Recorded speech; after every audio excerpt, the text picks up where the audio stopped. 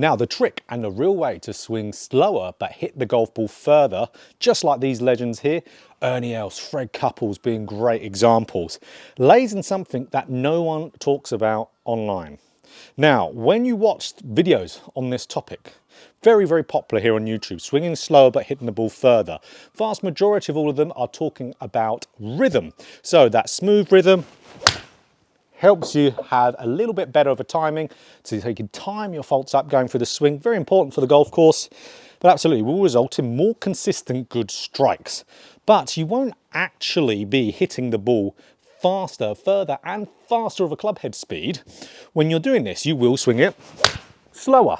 Of course, that's one part of the video, but we can actually swing slower and swing the golf club faster to get that consistent good distance and get all the striking benefits from doing this. And what this is more how you view and understand what happens when we do this going through the golf ball makes all the difference. So when we are swinging slower, what's happening? As soon as we start down, that slower swing is making you pick up and spend more time picking up force in the golf club. So that's where reframe the slow portion. We want to reframe it as time. You are giving yourself more time to pick up speed with the golf club, loading that speed in. But loading that speed in with giving yourself more time with that slower downswing won't mean anything unless you unload that speed again going through the golf ball. That speed gets released through the shot in its kinetic chain. So what we want to do is reframe, okay, this is the slow part, and then at the golf ball, or even quite a bit afterwards, that's our fast portion. Justin Rose talks about this quite a lot, as he always tries to think the fastest part of his golf swing is just after the golf ball, and he as well has a very smooth looking swing that is very, very powerful. So that is going to get all that force you are loading into the club be released after the ball. So we're not actually talking about releases and physically try to release it. We're just talking about the intent of that speed being after the golf ball there. That's how you can get that nice smooth rhythm with that great distance every single time.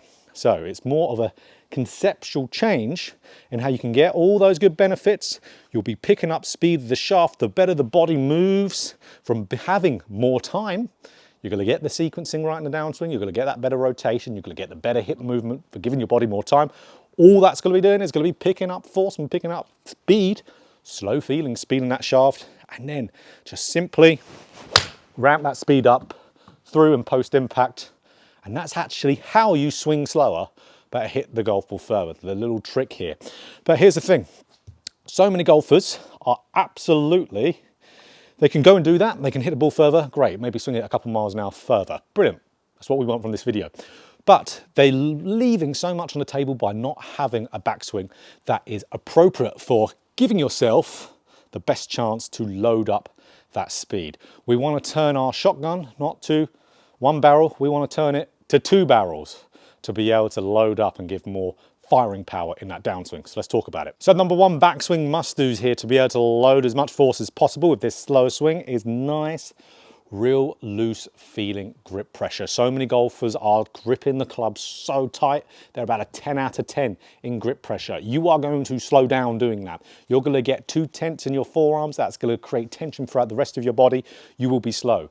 We want to be about a 3 or a 4 out of 10 in grip pressure, to where then that's really loosening up the forearms. That's creating the wrist hinge naturally, and that's letting the whip happen through the shot. Even though we're feeling like we're swinging slow, we're still getting a whip going through there. We're not going to be able to create that speed via doing this. Long drive pros always talk about gripping the club really light and loose, because they'll subconsciously always grip the club tighter in the downswing as a reaction, just to hold on to the club.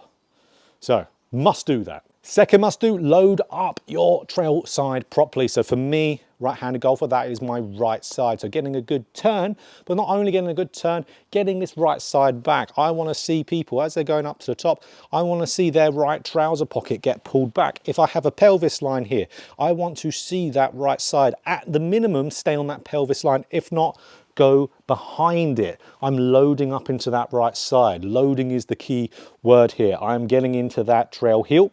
That's where my pressure's going. It's not going on the outside. It's not with that, God forbid, heel going up, me getting that trail hip to go back is loading that pressure in there. And that's really, you're gonna feel like power and pressure is loading into your right glute area. That's gonna give you more backswing turn. If we are getting that right hip to go back, we are getting more turn. So important. But even if you're someone who, let's say, can't quite get that much turn like me, you're still gonna be loading pressure, loading force into this trail side here. So it's into the heel, it's not a weight shift, it is not a slide, it is not a heel up. It is loading pressure into that heel, like you're crushing something underneath your heel. That's loading up. You've got to load up, got to coil up if you want to create maximum speed for what you can do with your body. Now, number 3, whilst you're doing this, you want to create a wide backswing. Wide is so important here. This is what we see with like Jake Knapp, who's coming out onto the tour at the moment, who swings it unbelievably smooth and has, you know, 190 plus at times ball speed. So almost 130 miles an hour of club head speed with that, as smooth as he swings. And you'll see players, you see this with Fred Couples, you see this with Ernie Els as well. You'll see as they're going back, they're really getting these arms stretching out. They're still having the hands and arms go round, they're not going out, but they are stretching back. So back and around, and look here from the front on, it's almost like I'm trying to pass my club to someone who's standing behind me. That's what it feels like there. That's going to give you that width in the golf swing. And if you continue to feel like that club is wide whilst you're getting that right side to go back, you are then giving yourself all that width. So naturally, the club shaft is going to get closer. It's going to load. Doesn't necessarily mean the hands will get close. We don't want that. We want that hands to still stay wide, but the club gets narrow. So that's where I made a video not so long ago about this. A little bit of a misconception in the comment section there. We're referring to the club shaft when we're talking about wide to narrow. Club shaft is wide, then it naturally gets narrow in the downswing. The hands can still stay away, which gives you more time to pick up that speed, just like we talked about in that downswing, and then get it going through that golf ball. So of course, all that's going to load into the shaft there. And again, when you're feeling fast through impact, post impact, that's all going to get released through the golf ball naturally. And that's going to ramp up power a ton, just like the video I put up recently about that. Fourth and final thing is technically a backswing thing, but it's also a transitional move in a downswing. It's something, my most recent video I put about this, and that is having those opposing forces in the golf swing. So I urge you, if you haven't watched the video that was out, last one, go and watch that video. It's so important to this. And that is, as you are going and taking that club back, we see all the top players in the world, especially the smooth swinging long ones, they will have a little movement of that lower body start to open up as their hands and arms are still going back. So they're loading into that right side, absolutely great. But then their lower body then has that little unwind early. It starts that sequencing, the pressure shifts, and you are going and opening up those hips. Just like we talked about in that video, the motion you're going to do if you're throwing a low ball or skipping a stone, what you're doing immediately, you're getting this left foot going and then you're pivoting, turning into that left hip. And that's what's going to give you all that nice, effortless speed. So again, there's so much in that video talking about exactly how to do this. So again, I'd urge you to go and watch that after this video. But really important one, because again, this creates speed without trying to get the speed. And that's what we want. So having that lower body, really get that nice coil up there, light and loose with the arms, nice width. Again, quite a bit to digest from this video to apply into your golf swing if you want this in your golf swing, that slow but further golf swing. Get that other lower body unwinding, the opposing forces, that's creating so much torque and tension. That's going to pick up so much speed in the shaft like we see with all those best players. Lower body turning, let's say 3/4 of the way back into that downswing. And then just that nice speed up going through there as well. That's why I like the slow feeling whilst you're getting into that transitional move of those opposing forces there, because it gives you time and makes it more able for you to do. Remember, when we move something a little bit slower, we're actually giving the conscious brain a little bit more time to do something as well, which is great.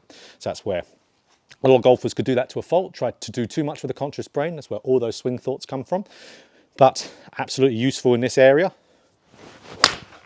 And there we go, just naturally builds up that speed when you're getting those opposing forces in there, but it gives you that slow but fast, long swing. So guys, if you follow that nice reframing of how speed is accumulated through the golf swing, and almost like a little guide on how to swing in that backswing to be able to give yourself enough chance to be able to generate that speed, that slower speed going through the golf ball. So that's where absolutely, like, you know, the rhythm part that a lot of people talk about online is great information. Not saying it's not, it's brilliant. But it's not the most effective way to be able to do this. So this is absolutely your video to come back to whenever you are struggling with that kind of rush type of swing, not hitting the ball too far, because this has got the most complete info out there on this. So if you enjoyed this video, click that like button if you want more golf instruction, just like this, hit a subscribe button, hit that bell button too to be notified every time I put out a video.